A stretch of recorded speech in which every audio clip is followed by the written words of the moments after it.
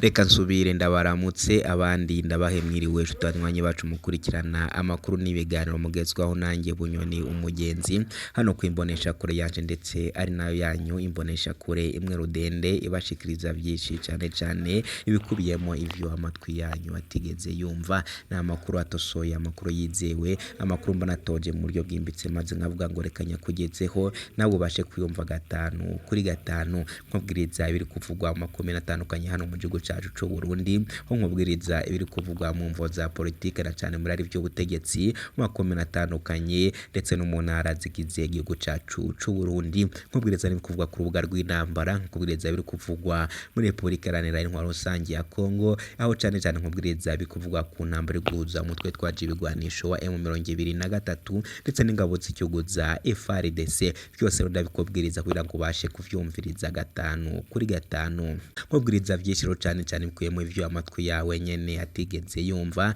ariko nkubwiriza n'ibikuvuga mu gihugu cy'u Rwanda nkubwiriza ibikuvuga mu gihugu cya Uganda Tanzania Kenya ndetse n'ahandi hirya hino muri Afrika ndetse nakubwiriza ibikuvuga mu gufyo makungu ya kure na cyane mu gufyo ibiyaga binini reka ndakengurukira uhajije gufyona sabone wamanutse ukajambo kumutukani zose amuntu gafyondako ndetse ndagira ngo sabe nawe utarayeza gufyonda sabone kwa manuka ukajambo kumutuku gafyondako wabara gufyonda sabone kandi ukomeza dusangiza n'ibitekerezo ariko bibuka no gufyonda kwa nuko kazugira yangu ujye urabasha kuronka amakuru yacu ku gihe mu ngingo nkuru amakuru yacu naguteguriye ndanyarukira mu gihugu cy'abaturanyi Igoma nkubwirize biro kuva havuga ku rubuga rw'intambara guza umutwe twaje ugwanisho M23 ndetse n'ingabo z'igihugu za FARDC nakubura yuko abateshejwe izabo batari munsi ya 17 barishwe bahitanywe n'ibibombe vyaturitse abateshejwe izabo batari munsi ya 17 bahunze intambara ziri hagati ya FARDC na M23 barapfuye bahitanywe n'ibombe zibiri zaturikijwe kuri uyu wa gatandatu abo bapfuye bari bacumbitse mu nkambi ya Mugunga muri Lac Verite mu gisagara ca Goma umugwa mukuru wa Nord Kivu mu buseruko bwa RDC muserukizi udasanzwe umunyamabanga mukuru wa ONU muri Kongo yari yamirije ubwo bwicanyi anahamagarira indongozi za Kongo gushengeza mu butungane abakoze ubwo bwicanyi bitukeyita avuga ko ariho nyangwa ryeruye ry'agateka kazi na muntu na mpuzamakungu bishobora kuba amabiyo mu ntambara ico gisasu caturitse cakomerekeje abantu 35 nkuko bivugwa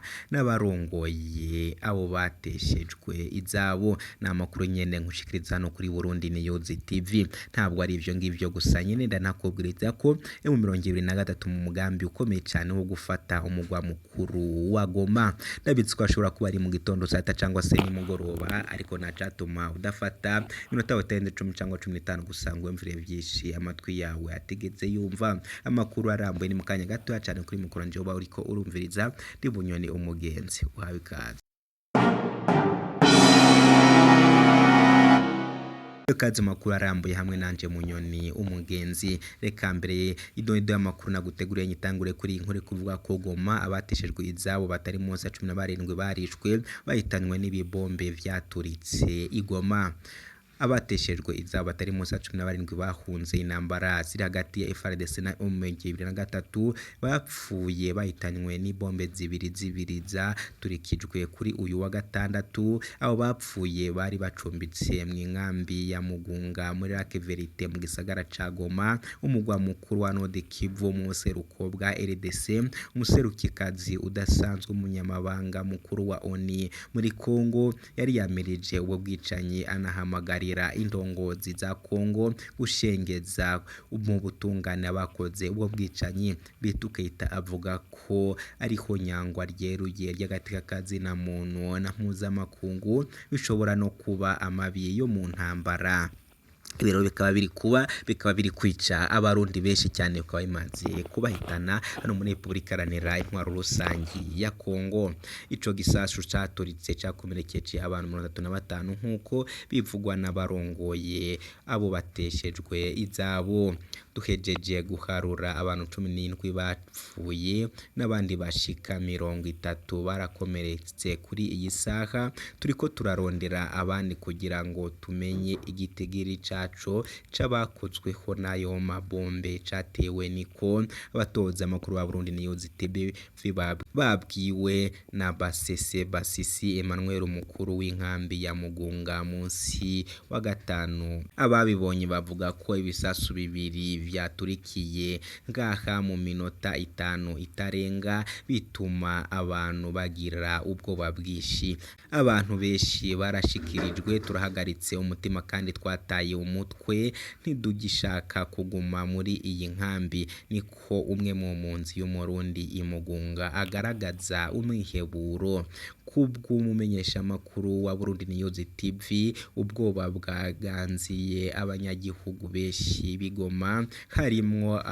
abanyeshure biga mu makaminuza, bibatuma bataka kwizika mu mazu yabo ntibatevye gutabwa kubw'abashinga ntahe. Abakomeretse bose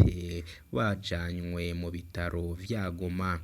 Ibiriko birabera muri iki gisagara birandengera. Umuhungu wanje ahejeje kwicwa, ahitanywe n'ivyo bisasu, ariko leta isa niyifunga amaso kuri ayo mabi ariko arakorwa mu karere kacu. Goma sinzosubire iwacu Isake, niko Turunga Samuel, umwe mu mpunzi zituruka mu gisagara ca Sake muri teritwari ya Masisi muri Nord Kivu, agaragaza umubabaro. Igice abamwo kiracari mu mutekano muke bivuye ku ntambara ziri hagati y'igisirikare ca leta gishigikiwe n'imirwa y'urwaruka ishigikiwe n'abategetsi ba Kongo n'abarobere ba M23. Mu gihe hari hasanzwe hari umutekano muke, izo bombe zibiri zaje kongereza uruhagarara ku mugwa mukuru wa Nord Kivu no mu micungararo yawo. Intambara zaheruka kubera ku mitumba yegereye ico gice, co kimwe n'ifatwa ry'igice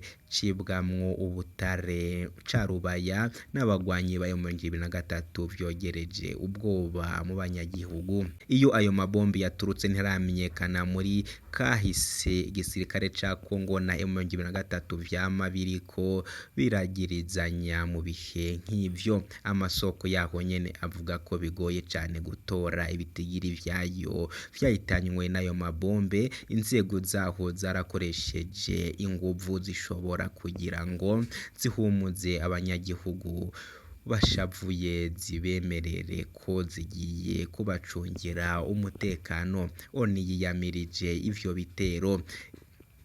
ibicishije mu itangazo ry'intumwa idasanzwe ry'umunyamabanga mukuru wa Nation Union muri Kongo, Bintou Keita, yiyamirije ubwo bwicanyi, avuga ko ariho nyabwoko ryeruye ry'agateka kazina muntu.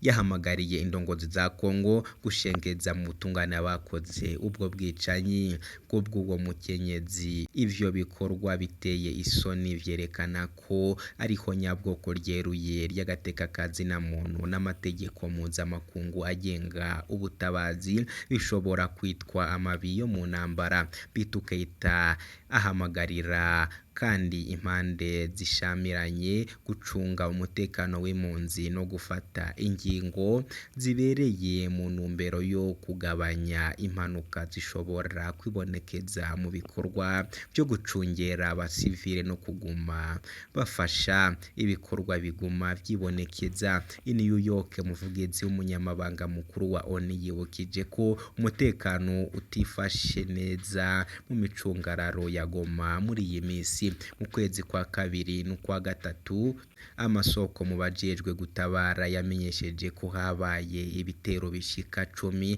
hapfa abantu 14, hakomereka abantu 28. Muri ndamukiza, igisasu caturikiye hafi y'inkambi yabateshejwe izabo cahitanye abantu 5 kubwa ONU. Nubwo hari umutekano muke, twebwe n'abadufasha tubandanya gutanga ifashanyo yacu, niko vyavuzwe na na Stephanie Jariki umuvugizi. Amabi y'imonogoje muri Nord Kivu yatumye abantu benshi bata izabo berekeza Igoma, igisagara ubu kirimwo abantu barenga 50,000 bateshejwe izabo nk'uko bimenyeshwa na leta zunze ubumwe za Amerika. Ibikorwa by'ubutabazi mu 2024 bitegekanya gukoreshwa imiliyaridi 2 z'amadolari bimaze guteshwa mu bice by'ababa 17%, no kuvuga imiliyoni 430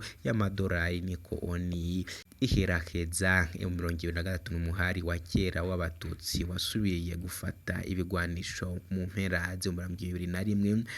wagiriza leta ya Kongo ko itubahirije ivyo yiyemereye mu kwinjiza abagwanyi bayo mu nzego za leta. Abategetsi ba Kongo bemeza ko uwo murwi ushigikiwe n'u Rwanda, ivyo leta y'u Rwanda yama yiyamiriza. Ngayo nguko rero nyene biriko birabera hano mu gihugu cacu ca Republika Iharanira Rusange ya Kongo. Murumva ko iriko abantu batandukanye bariko barafa, harimo n'impunzi, cyane harimo n'impunzi zo mu gihugu cacu c'Abarundi. Ndanababwiriza kandi yuko nyene mu 2023 iri kuvuga ko mu masaha 5 makeya igomba kuba yamaze gufasa umugi wa Goma. Reka rero tubitege amaso. Gusa Goma